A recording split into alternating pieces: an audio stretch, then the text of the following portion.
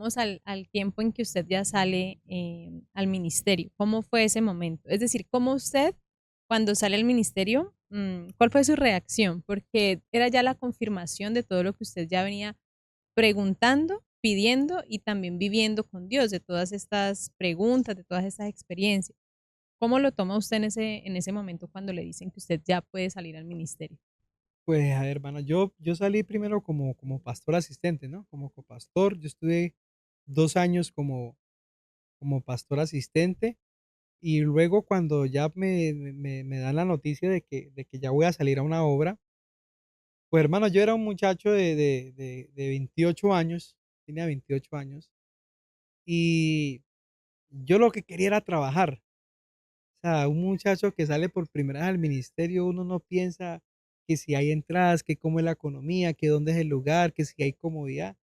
Yo no, de pronto mi esposa sí pensaba un poquito más en eso, pues porque las mujeres siempre piensan en la comodidad, es apenas normal. Pero yo lo que quería, hermana, era que me soltaran, como cuando tienen un toro ahí encerrado, que lo quieren sacar a la faena. Yo lo que quería era que me soltaran. Entonces, cuando a mí me dicen, yo no, yo voy, yo salgo donde me manden. Yo me acuerdo que un directivo me dijo esto: "Daniel, pues tenemos este lugar", un lugar que se llamaba La Cota 905, allá en Caracas, que es como un cerro. En aquel momento, La Cota 905 era el lugar más peligroso de Caracas. Era un lugar que estaban tomado por las, fuerzas armadas ilegales, por decirlo así, por las bandas armadas, Bandas criminales. bandas criminales. Y era el lugar, era el más peligroso que existía en el momento. Y el directivo me dice como que pensando en que yo iba a decir que no, pensando como que, pues, Daniel es lo único que hay, pues, yo no sé usted qué dice. Y yo recuerdo y hermano, donde me manden, si es para allá le hago, para allá voy. Entonces ya hablaron con los demás directivos, con los otros directivos y pues decidieron que me iban a posicionar en la cota 905. Y resulta, hermana, que para entrar allá, uno no podía entrar de cualquier manera, uno tenía que reportarse con esas bandas criminales, porque allá no podía entrar ni guardia, ni policía, ni nadie. Eso tenían tomado ese sector. Y si yo iba, por decir, iba en el carro, tenía que ir con los vidrios abajo, tenía que yo decir que yo era el pastor, que iba para allá. O sea, había un control de entrada y de salida en ese lugar muy estricto. Y pues a cualquiera le causaba temor. O sea, una persona en su sano juicio no va a meterse por allá por meterse. Ujú. Pero pues yo, hermana, confiado en que el Señor me llamó y yo iba para allá. Y allá nos posesionaron un enero, 21 de enero del 2028, si no estoy mal, 21 de enero. Nos posicionaron allá en ese lugar, en una casa, en un salón que yo después con el tiempo me enteré, que yo preguntando: "¿Y quién hizo estas paredes? ¿Y quién hizo este techo?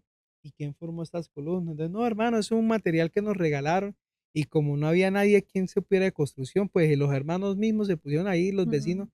y que a construir. Y eso, estaban las columnas torcidas, el techo caído, tuvieron que meterle unos palos en medio del templo, como 2 palos para que el techo no se viniera abajo. Ahí me posicionaron, pero yo estaba tan, hermana, tan emocionado por servirle a Dios, que yo no veía nada de eso. De hecho, cuando me entregan el libro de la tesorería, me dicen los pastores que van saliendo que habían $5 ahí, en el libro habían $5 que habían ingresado. $5 son como decir 20.000 pesos, que al cambio acá.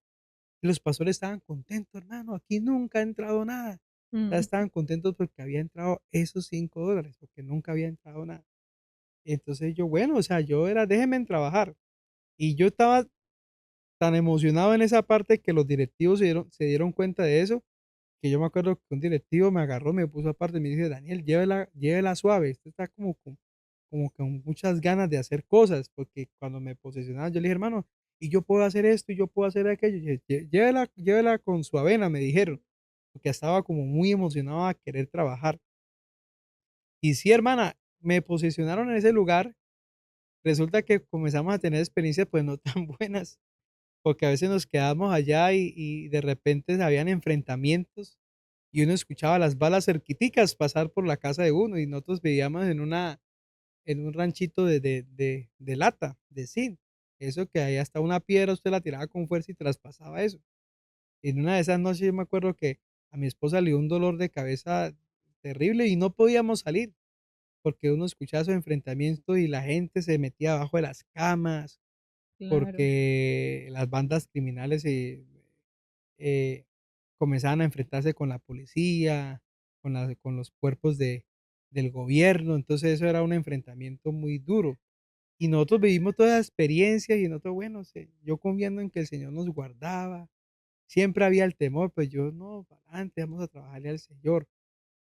Entonces, lo primero que yo quise hacer cuando llegué en esa congregación, bueno, lo primero fue ganar almas, predicar, comenzar a evangelizar y también, pero ¿cómo fue? Es decir, usted primero dijo que había que pedirle permiso a la banda criminal de que manejaba. ¿Usted tuvo contacto con ellos? sí, ¿Y cómo sí, fue? ¿Qué le tocó decirles o cómo fue no, pues esa? yo iba, eso como digo, como es como un cerro, ladera, ¿sí?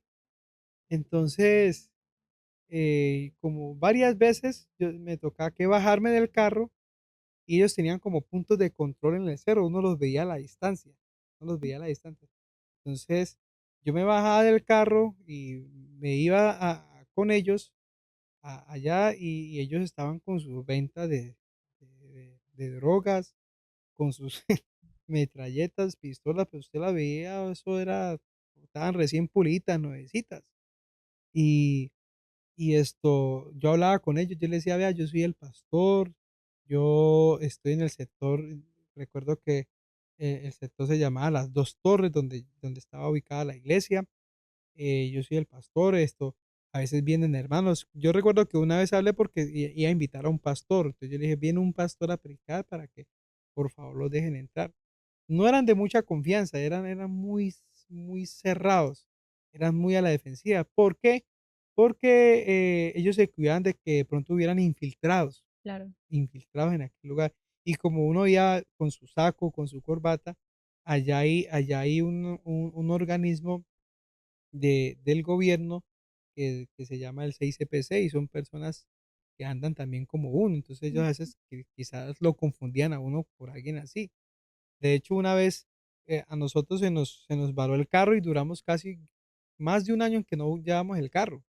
Entonces, quizás a ellos se les había olvidado que el pastor de la cota tenía carro. Después de que arreglamos el carro, yo iba entrando con el carro y cuando yo escucho un grito que dicen: "Es el pastor, es el pastor". Y yo entrando a la cota, y cuando yo volteo a mirar, yo veo que de una escalera del cerro iban bajando como, yo calculé como unas 12 15 personas, todas armadas. Iban a pararme a mí. Como yo tenía tiempo sin ir con el carro, Claro, se no. les había olvidado que yo tenía carro, entonces iban era a enfrentarme. Entonces yo como que volteo a mirar de reojo y yo miro y yo escucho que alguien dice: "No, es el pastor".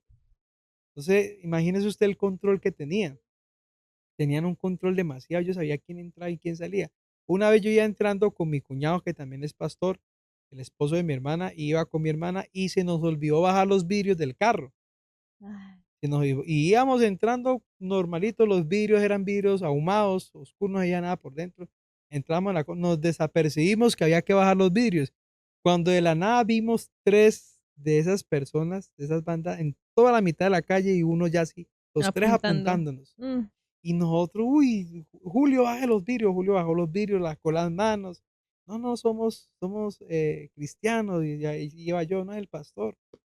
Entonces, esas experiencias que uno veía con las bandas criminales, pero gracias a Dios se pudo predicar, o sea, no nos quitaban no nos colocaban problemas por estar predicando. Entonces, sí, de vez en cuando, no digo que todos los días me tocaba que hablar con ellos, como que de vez en cuando yo iba y me presentaba con ellos, les decía, les recordaba que yo soy el pastor, los saludaba y así como que había un control y como que un aliciente de que no nos fuera a pasar nada a nosotros también, o sea, como tener esa prevención con ellos. claro. Entonces, sí, sí, esas experiencias fueron no tan agradables hablando humanamente, pero sí buenas en el sentido de que Dios nos guardó a nosotros, Los respaldó nos siempre. respaldó ante ellos, que no es nada fácil, ¿no? No, claro. Y cuando ustedes llegaron, la iglesia, ¿cómo era? O sea, el templo, Pues cómo el estaba en templo, ese hermana momento? Claudia, estaba que se caía, estaba que se caía el salón. Y pues como le digo, ahí no habían ingresos. Entonces, yo recuerdo que yo hablé con un directivo, ya tenía ya unos 2, 3 mesecitos. Yo le decía, hermano, pues yo quisiera que se hiciera sus envíos normales que hace la congregación como la iglesia como parte administrativa, que envía sus ofrendas misioneras y todos esos compromisos. La iglesia donde ahí en la cota no mandaba eso, Ujú, porque decía, no, hermano, habían, la congregación, yo recibí 6 adolescentes y una anciana. La anciana pues no trabajaba, ella vivía de lo que sus hijas le ayudaban y los adolescentes pues menos, no trabajaban. Y los pastores que estaban antes que yo, ellos los querían mucho, pero como ellos eran mayores, o sea, no eran tan jóvenes, quizás en el caso como yo, entonces ellos no lo veían como miembros de la iglesia, sino que los veían era como sus hijos. Entonces, claro, los cuidaban mucho, los ayudaban, pero eso es bueno hasta cierta medida, porque uno debe ayudar, pero también debe enseñar. Entonces, ¿yo qué hice? ¿Yo qué trabajo? Pues Dios me puso a mí en el corazón a hacer con ellos. Enseñarles. Yo comencé a enseñarles a serle fiel a Dios, a que ellos aprendieran a depender de Dios, que no todo el tiempo nosotros estamos para que nos den, sino que también nosotros estamos para dar. ujú. Entonces, yo comencé a enseñarles, comencé como a meterlos en eso de que la bendición de Dios está en el dar. Y era como era algo irónico, algo contradictorio, porque no había nada de ingreso, pues yo le decía, de lo poquito que Dios nos da, seámosle fiel a Dios con eso, de lo poquito. A veces me decían, pastor, pero a mí me da pena echar 1.000 bolívares de diezmo, me decían así, me da pena porque 1.000 bolívares no es nada, 1.000 bolívares por decir 100 pesos, llevándolo ahorita al cambio aquí en Colombia, 100 pesos, pues usted compra un caramelo y ya. Yo le decía, no me interesa eso, a mí lo que me interesa es que usted aprenda a ser fiel a Dios.